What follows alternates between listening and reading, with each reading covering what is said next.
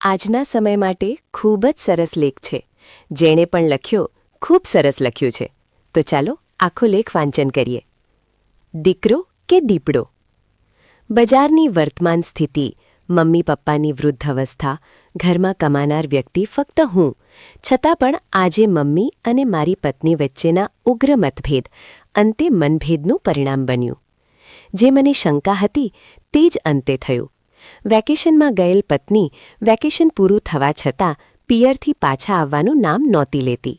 મેં કારણ પૂછ્યું તો જવાબ મારા સાસુ સસરા તરફથી મળ્યો. જમાઈરાજ, તમારા મા બાપથી તમે જુદા થાઓ તો મારી દીકરીને ત્યાં મોકલું. અચાનક થયેલા પ્રહારથી હું મૂંઝાઈ ગયો, છતાં પણ સ્વસ્થ થઈ મેં સામો સવાલ કર્યો, અને નહીં થાવ તો? સસરા બોલ્યા, દીકરી અહીં અમારે ત્યાં રહેશે. મેં કીધું, આ તમારી ધમકી સમજી લો. તે બોલ્યા, એવું સમજી લ્યો. મેં કીધું, તો મારી ચેતવણી પણ સાંભળી લ્યો. આ નિર્ણય તમારો છે, મારો નહીં. હવે પછીના આવનાર દરેક પરિણામો માટે ફક્ત તમે જવાબદાર હશો. મતલબ? સસરા બોલ્યા, મતલબ સાફ છે. મા બાપ મારા છે. જુદા થવું કે ન થવું એ મારી અંગત વાત છે. આ તમારો વિષય નથી. જેથી તમે તમારી મર્યાદામાં રહો અને હું મારી મર્યાદામાં રહું. તેમાં આપણા બંનેનું માન સન્માન રહેશે. એમ વાત કરી મેં મોબાઈલને કટ કર્યો.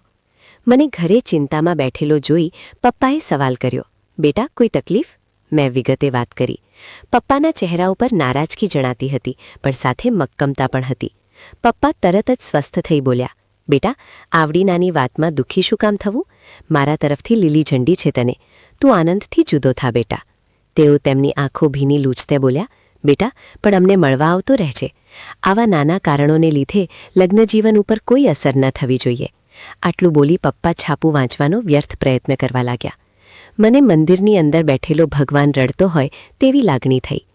અગણિત ઉપકાર મારી જિંદગી ઉપર આ મા બાપના છે. પોતાની જરૂરિયાત ઉપર કાપ મૂકી મારા મોજ શોખ પૂરા કર્યા. જ્યારે હું રડતો ત્યારે પપ્પાએ મને હસાવવાનો પ્રયત્ન કર્યો છે. જ્યારે હું મૂંઝાયો છું ત્યારે મારા ખભા ઉપર હાથ મૂકી મને હિંમત આપી છે. એ પપ્પાની ભીની આંખો અને હિંમત હારેલા જોઈ હું કઈ રીતે ઘરની બહાર જઈ શકું? તેના માટે તો માત્ર હું જ ઘડપણની લાકડી છું. મારા લગ્નજીવનને ફક્ત 4 વર્ષ જ થયા છે. તેમાં મારા સાસુ સસરાને આવું બોલવાનો હક કોણે આપી દીધો?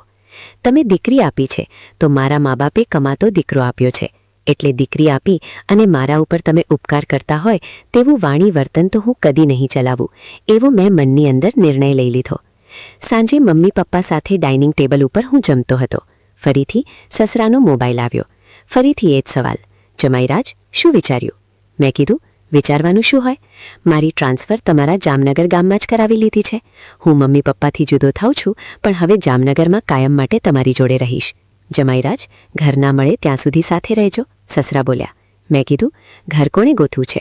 મારે તો તમારા ઘરે જ તમારી દીકરી સાથે કાયમ રહેવું છે. આમે હું તમારી દીકરીના આગ્રહને કારણે તમને પપ્પા કહીને જ બોલાવું છું. 35 વર્ષ મારા બાપે મને સાચવ્યો, બાકીના વર્ષ તમે મને સાચવો. સસરાજી ગંભીર થઈ બોલ્યા, એ શક્ય નથી. દીકરી અને જમાઈ કાયમ માટે અમારા ઘરમાં સારા ન લાગે. મેં કીધું, પણ મારે તમારી સાથે જ રહેવું છે, જેથી મને અને તમને તમારી લાડકી દીકરીનું સાચા સ્વરૂપની ખબર પડે. સસરા બોલ્યા, દીકરી જમાઈ પિયરમાં સારા ન લાગે, સાસરામાં જ સારા લાગે. મેં કીધું, મારું કહેવાનું એ જ છે વડીલ, દીકરી સાસરે જ સારી લાગે. તમારી દીકરી છે તો તે મારી પત્ની પણ છે. જેટલી ફરજ તમારી દીકરીને મારે સુખી રાખવાની છે તેટલી જ ફરજ મારી મારા મા બાપ પ્રત્યે પણ છે. એ કેમ તમે ભૂલી જાઓ છો? તમારી દીકરીને જ્યારે મોકલવી હોય ત્યારે 365 દિવસ અમારા ઘરના બારણા ખુલ્લા છે. બાકી એક સલાહ તમને આપું, તમે દીકરીના ઘરમાં માથું ના મારો. એ આપણા એકબીજાના હિતમાં છે. તમારા લાડ અને વધારે પડતા પ્રેમે તમારી છોકરીને વધારે પડતી સ્વચ્છંદી અને તોછડી બનાવી દીધી છે.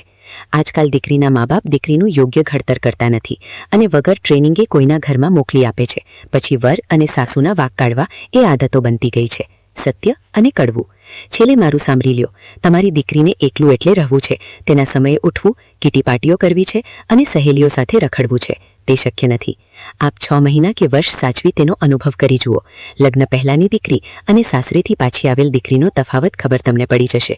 અને યાદ રાખજો, જાતે અહીં મૂકવા તમે આવશો. સોમવારથી સ્વીટુની સ્કૂલ ખુલે છે. તમારી દીકરીને મોકલવી હોય તો મોકલી આપો, નહીંતર સ્વીટુનું ત્યાં એડમિશન લઈ લેજો. કહી મેં મોબાઈલ કટ કરી દીધો. પપ્પા મમ્મી મારી સામે જોતા રહ્યા. પપ્પા ભીની આંખે બોલ્યા, તારા વ્યક્તિત્વ પ્રમાણે મેં જે આશા તારી પાસે રાખી હતી તે જ તું બોલ્યો. બેટા, ગર્વ છે મને તારા ઉપર. સાથે તારી મમ્મીને પણ એક સલાહ આપું છું. બિનજરૂરી કચકચ કે તે લોકોની વ્યક્તિગત જિંદગીની અંદર દખલગીરી ન કરતી, નહીંતર ઘરને તૂટતું કોઈ બચાવી નહીં શકે. ત્યાં થોડીવાર પછી ફરીથી મોબાઈલની રિંગ વાગી. સસરાનો મોબાઈલ આવ્યો. જમાઈરાજ, કાલે બપોરે નીકળી રાત્રિ સુધીમાં અમારી દીકરીને મૂકવા આવું છું. સાંજે આપણે સાથે જમવાનું રાખશું. મેં કીધું, આવો તો 2-3 દિવસ રોકાઈને જજો. ખરજ છે. સસરા બોલ્યા, બેટા, માફ કરજે.